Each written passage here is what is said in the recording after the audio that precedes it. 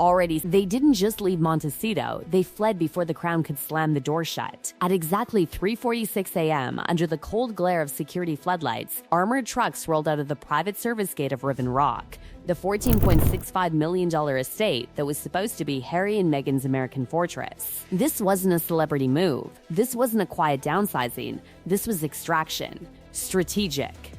Urgent, and terrifyingly final inside those reinforced containers? Decades of royal memorabilia, sealed legal documents, assets tagged with priority clearance. The kind of boxes you don't pack unless you know something irreversible is coming, because while Montecito was emptying out in the dead of night, something even colder was unfolding thousands of miles away. At 8 p.m. GMT on February 9th, King Charles III activated what insiders are calling the Royal Stability Protocol after a 42-minute closed-door briefing with constitutional advisors and inside that operation.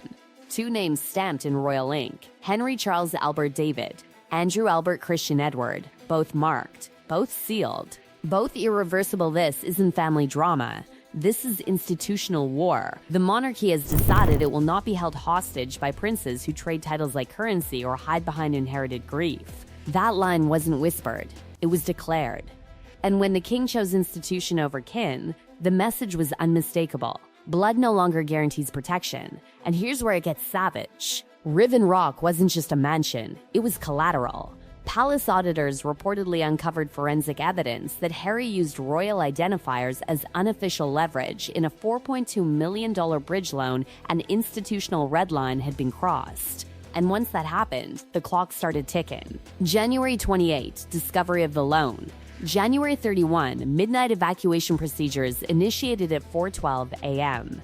12 high-security crates loaded over 2 hours to avoid potential seizure. February 1, UK-based family trust tied to Harry and Meghan quietly frozen. The Duchy firewall signed. Financial doors sealed February 9. Stability protocol activated February 10. A diplomatic envelope labeled erasure initiation dispatched to Los Angeles, giving 72 hours to comply with a residency and commerce cease order erasure.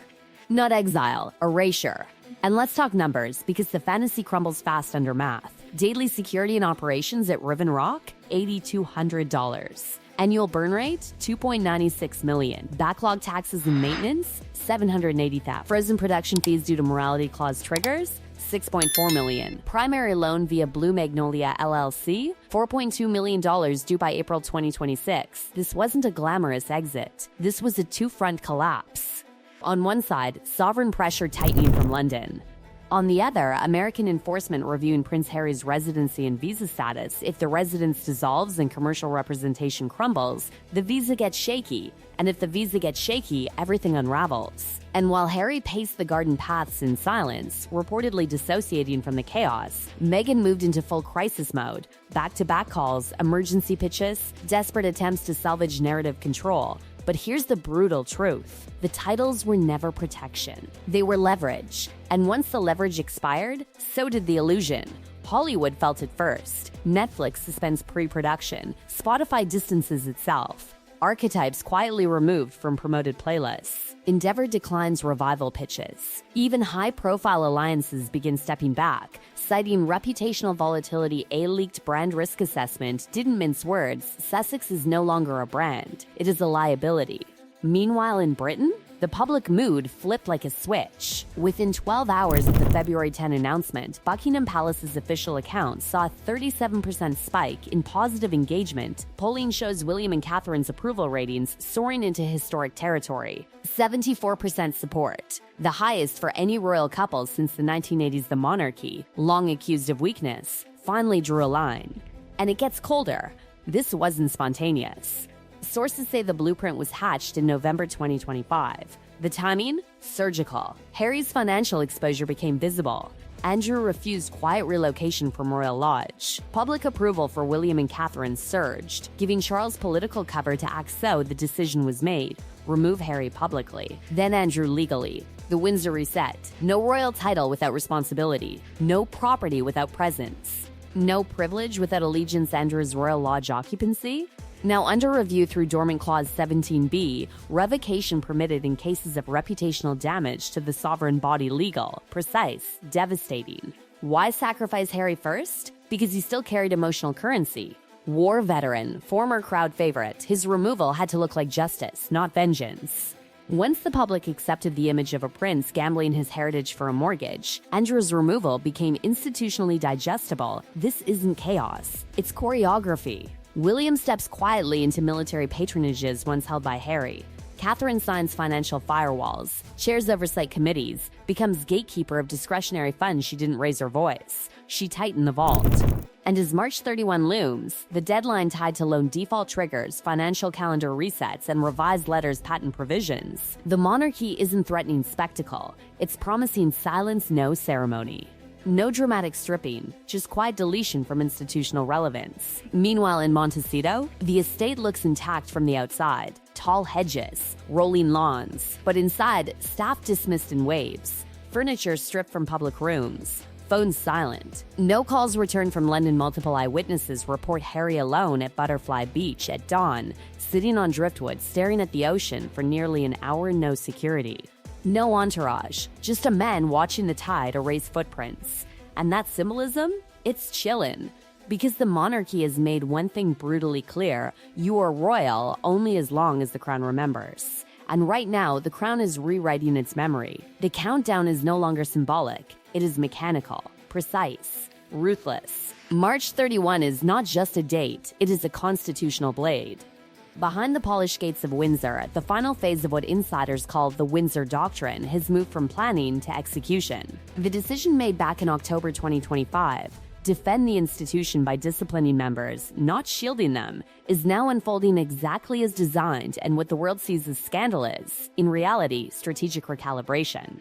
5 triggers converge to make February 2026 the perfect moment to strike. The expiration window on the $4.2 million Riven Rock bridge loan, the steady media sentiment shift against Harry and Meghan, Andrew's open defiance about vacating Royal Lodge, Catherine's financial firewall sealing off duchy access, and a formal notice of U.S. visa review involving Harry. When those 5 pieces locked into place, the crown moved. But here's the genius of it: no screaming headlines from the palace, no emotional denunciations, no explosive press conferences. Instead, references to Harry's patronages quietly removed from official websites. Inquiries about Royal Lodge redirected to the Crown Estate Office. Communications cut between Kensington, Clarence House, and any Sussex or York affiliated teams they're not attacking, they're unplugging. And the financial choke points? Already sealed.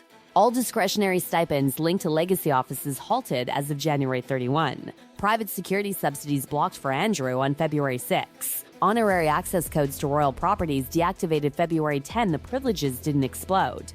They evaporated. Even the children are not immune to the structure. Asset transfers from family trusts to Archie and Lilibet reportedly frozen pending confirmed UK domicile, not punishment, according to insiders. Order. Meanwhile, the optics machine is flawless. William says nothing, Catherine says nothing, and yet every poll screams their ascendancy. An Ipsos Mori poll shows 77% of respondents now view William as the moral center of the crown. Charles's approval climbs, with the phrase necessary firmness trending across British platforms. Silence became their loudest weapon. While Harry's circle shrinks in Montecito, William quietly absorbs former military patronages. Catherine repositions the monarchy as service-first governance. A video message reportedly recorded for April, coinciding with anticipated elevation under a regency-like structure, is expected to cement them as co-executive faces of the sovereign. This is not scandal. It is succession. And in California? Desperation flirts with danger. There are whispers of a streaming series, tentatively titled The Exit Blueprint, chronicling the final months in Montecito. Allegations of financial freeze, emotional distance from Charles, institutional betrayal, but here's the trap. A commercial forfeiture clause reportedly permits total title revocation upon any paid use of private royal communications. If that project drops before March 31, it doesn't just inflame headlines, it detonates remaining protection. It would be the nuclear option, and nuclear options burn both sides. And then there's the immigration front. Harry's O1 visa, granted under extraordinary ability, is reportedly under internal review. Focus points? Public admissions of past drug use, shifting commercial purpose, lack of stable U.S. base of operations after the Riven Rock evacuation, a source bluntly summarized. When residence collapses and commercial representation dissolves, the visa becomes vulnerable if revoked. Deportation risk. or forced spousal reevaluation under Meghan's status. The palace does not need to intervene. Reality is tightening the noose on its own. And Andrew? The quiet pruning continues. Clause 17B from the 1994 Royal Lodge Estate Agreement allows revocation of occupancy in cases of reputational damage notices prepared. Eviction protocol reviewed. A sealed reacquisition Royal Lodge envelope delivered for the king's signature no ceremony. No spectacle. If Andrew refuses to vacate by April 15, Crown Estate agents reclaim the property if Harry is dispensable, Andrew is disqualified. International ripples are already spreading. Commonwealth allies, Canada, Australia, New Zealand, brief that changes to royal standing and security protections are being finalized by March 31 in Ottawa. Officials confirm Harry and Meghan will lose diplomatic visitor status under Crown-linked events as of April once only embedded, active. Royals will carry international legitimacy. That is the new doctrine. Back in Montecito, insiders describe a house nearly hollow, staff dismissed in waves, rooms stripped, phones ringing into silence. Harry reportedly refusing direct communication with his father. Attempts to reach extended royal relatives met with distance 40, 5 days until erasure. And here's the part that stings. This is not rage. It's design. For 18 months, narrative recalibration has been underway. Structural containment, reputational triage the public perceives chaos. The Crown executes choreography. King Charles chose order over sentiment. William chose silence over spectacle. Catherine chose governance over grace. The monarchy has not collapsed under pressure, it has hardened. Two princes once shielded by birth now face structural obscurity, not banishment, not humiliation, but institutional absence. No access, no patronages, no funding, no diplomatic shield, no official memory. And as March 31 approaches, the choice narrows to a single brutal binary, comply or vanish. The sun is setting on an era where royal blood guaranteed eternal relevance. What replaces it is colder, leaner, sharper. Royalty without responsibility is no longer royalty at all. The hedges in Montecito still stand tall, the gates still close at dusk, but inside, the American dream has already been dismantled crate by crate. In Windsor, the chessboard is almost cleared. And when the lineage register updates, it won't be accompanied by trumpets, just silence.